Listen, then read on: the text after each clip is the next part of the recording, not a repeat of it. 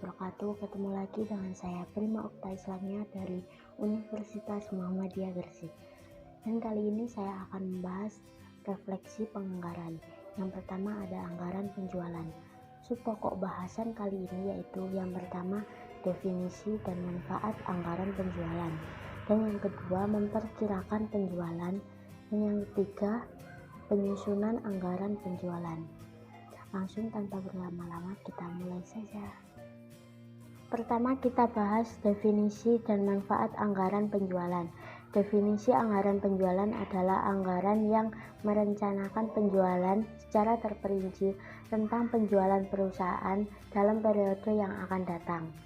Isinya adalah rencana tentang penjualan suatu produk, jumlah atau kuantitasnya, dan harga jual produk tersebut untuk periode yang akan datang.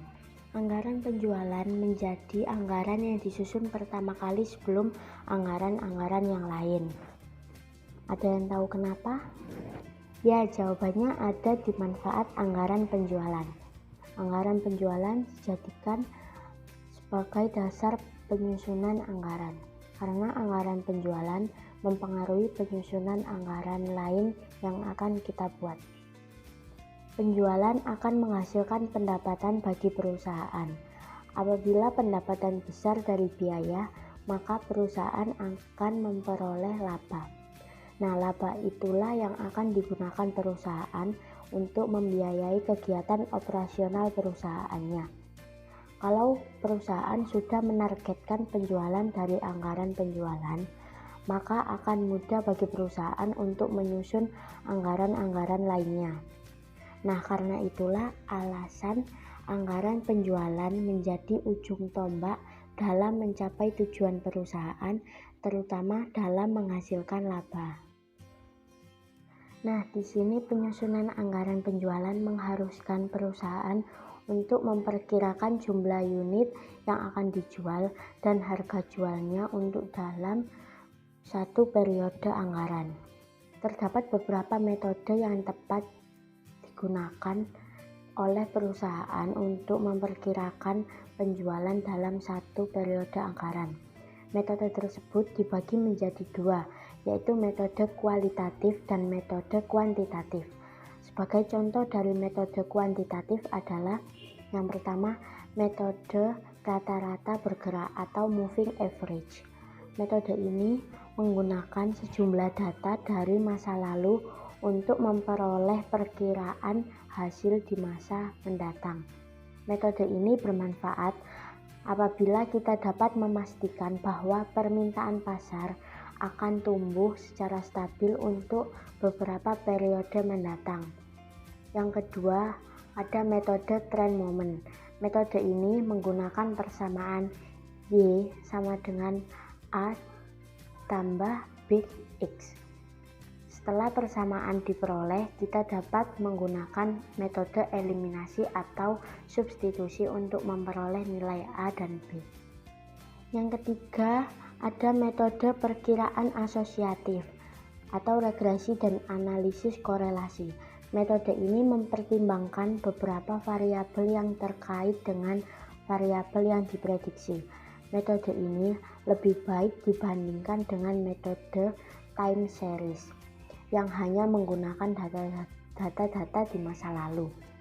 Yang keempat atau yang terakhir ada metode analisis industri. Metode ini menggunakan metode penjualan perusahaan yang dipengaruhi oleh pertumbuhan penjualan industri tempat perusahaan berada. Berikutnya kita membahas menyusun anggaran penjualan. Anggaran penjualan bisa dibuat untuk 1 bulan, 1 triwulan, 1 semester, dan 1 tahun, seperti definisi anggaran penjualan tadi. Anggaran penjualan berisikan jenis produk yang akan dibuat anggaran penjualannya, jumlah unit yang akan dijual, harga jual, dan perlu diketahui berapa total penjualan untuk masing-masing produk yang akan dianggarkan. Ini adalah contoh format anggaran penjualan bulanan.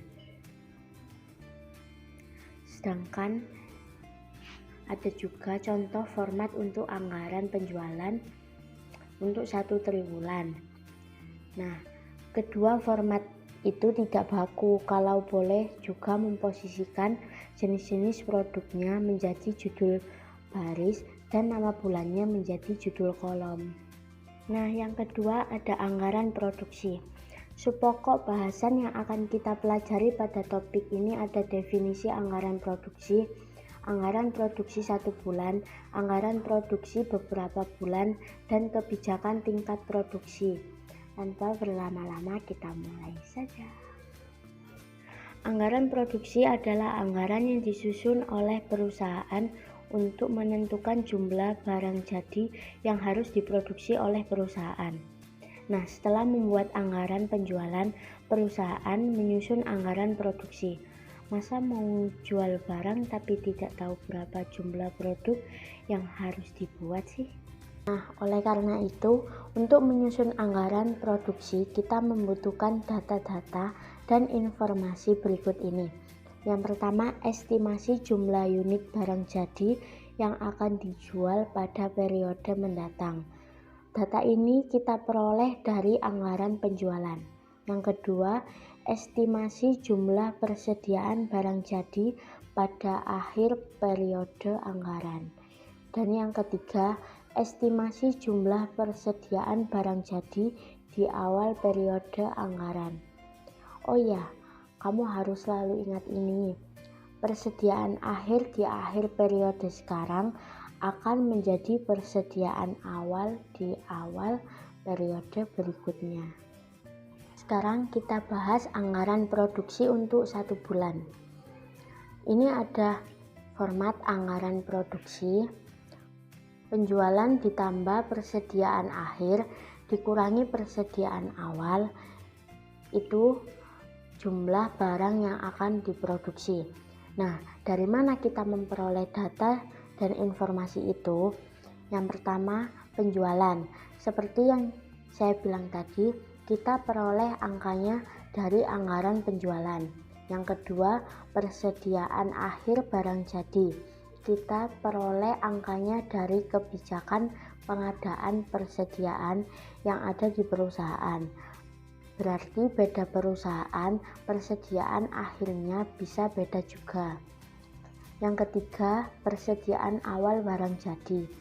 Angka ini kita peroleh dari persediaan akhir periode sebelumnya. Berikutnya kita akan bahas anggaran produksi untuk beberapa bulan. Ini adalah hal yang penting yang harus kalian ingat. Yang pertama, persediaan akhir di suatu bulan sama dengan persediaan awal di bulan berikutnya. Yang kedua, persediaan akhir di bulan terakhir dalam satu periode sama dengan total persediaan akhir untuk anggaran produksi periode tersebut.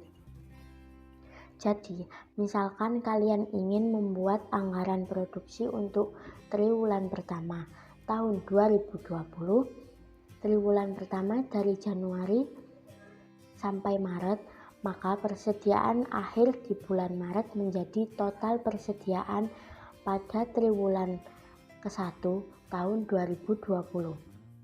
Kenapa bisa begitu? Ya karena persediaan kan dicatat di neraca.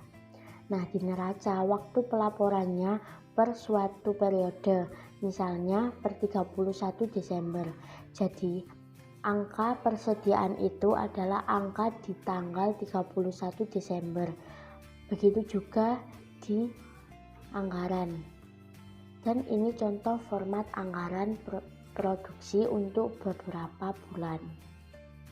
Berikut kita akan bahas kebijakan tingkat produksi yang biasa dilakukan oleh perusahaan. Jadi ada 2 jenis kebijakan, yaitu yang pertama kebijakan stabilisasi produk, yang kedua kebijakan stabilisasi persediaan. Apa yang membedakan dari keduanya? Untuk stabilisasi produksi, pada intinya perusahaan ingin jumlah barang yang diproduksi sama atau stabil setiap bulannya. Tujuannya untuk yang pertama, perusahaan ingin memperoleh biaya produksi yang sama untuk setiap bulannya. Yang kedua, jumlah pegawai pabrik cenderung sama tiap bulan. Dan yang ketiga, mesin beroperasi lebih efisien. Lalu dengan stabilisasi persediaan, biasanya perusahaan yang menggunakan kebijakan ini adalah yang pertama, perusahaan yang tidak ingin tingkat persediaan yang fluktuatif. Yang kedua, kenaikan atau penurunan persediaan terjadi secara bertahap.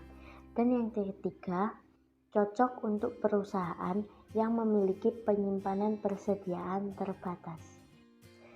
Nah, yang ketiga sekarang saya akan menjelaskan tentang anggaran biaya produksi. Anggaran biaya produksi adalah anggaran yang disusun untuk mengetahui biaya produksi yang akan dikeluarkan oleh perusahaan dalam rangka memproduksi barang jadi. Nah, anggaran biaya produksi dikelompokkan dalam 3 sub anggaran, yaitu yang pertama anggaran bahan baku, yang kedua anggaran tenaga kerja langsung, dan yang ketiga anggaran biaya overhead produksi. Yang pertama kita akan membahas anggaran bahan baku. Anggaran ini dibagi lagi menjadi 2 anggaran. Yang pertama anggaran pemakaian bahan baku yang menentukan jumlah dan nilai bahan baku yang diperlukan untuk kegiatan produksi dalam satu periode anggaran. Dan yang kedua ada anggaran pembelian bahan baku yang menentukan jumlah bahan baku yang akan dibeli dan harga pembeliannya dalam satu periode anggaran. Yang kedua ada anggaran tenaga kerja langsung, yang berarti karyawan langsung terlibat dalam kegiatan produksi barang dan jasa. Biaya yang dikeluarkan untuk membayar upah tenaga kerja langsung akan dimasukkan ke biaya tenaga kerja langsung yang akan menjadi salah satu komponen dalam biaya produksi. Berikut adalah informasi-informasi yang diperlukan untuk penyusunan anggaran tenaga kerja langsung, yaitu yang pertama ada kegiatan-kegiatan yang dilakukan untuk memproduksi barang dan jasa, misalnya pemotongan bahan baku, pencucian bahan baku, dan pengemasan bahan baku. Yang kedua, jumlah barang jadi yang direncanakan untuk diproduksi. Informasi ini dapat diperoleh dari anggaran produksi. Yang ketiga, jumlah jam tenaga kerja langsung yang diperlukan untuk memproduksi satu unit barang jadi atau disebut dengan standar penggunaan jam tenaga kerja langsung. Yang keempat, perkiraan upah tenaga kerja langsung per jam. Yang ketiga ada anggaran biaya overhead produksi. Anggaran biaya overhead produksi yang berarti seluruh biaya tidak terkait secara langsung dalam kegiatan produksi barang dan jasa. Berdasarkan perilaku biaya, biaya overhead produksi dapat dikelompokkan dalam 3 biaya, yaitu yang pertama biaya variabel, biaya tetap atau fixed cost, dan biaya semi variabel. Nah, biaya variabel adalah biaya yang nilai keseluruhannya berubah-ubah seiring dengan perubahan yang terjadi pada cost object. Cost object adalah unit produksi departemen atau aktivitas di mana biaya dihitung dan dikumpulkan. Jadi semakin tinggi jumlah cost object, maka semakin tinggi biaya variabelnya. Sedangkan biaya tetap atau fixed cost adalah biaya yang nilai keseluruhannya tidak berubah-ubah seiring dengan perubahan pada cost object sampai relevant range tertentu atau sampai kapasitas produksi. Dan yang terakhir ada biaya semi variabel, adalah biaya yang memiliki komponen biaya tetap sekaligus komponen biaya variabel. Contohnya adalah biaya listrik. Nah, yang keempat saya akan membahas tentang anggaran beban operasi. Nah, di sini ada yang tahu nggak sih apa anggaran beban operasi itu? Anggaran beban operasi adalah beban yang dikeluarkan untuk kegiatan-kegiatan selain kegiatan produksi. Secara umum, anggaran beban operasi ini dibagi menjadi dua kelompok, yaitu beban penjualan, yang kedua beban administratif. Beban penjualan adalah beban yang muncul dari aktivitas penjualan barang dan jasa oleh perusahaan kepada pelanggan. Contohnya gaji wiraniaga, komisi wiraniaga, biaya penyusutan kendaraan bagian penjualan, dan biaya listrik, air, dan gas bagian penjualan. Sedangkan beban administratif adalah beban yang muncul dari aktivitas administrasi dan kegiatan umum lainnya yang dilakukan oleh perusahaan.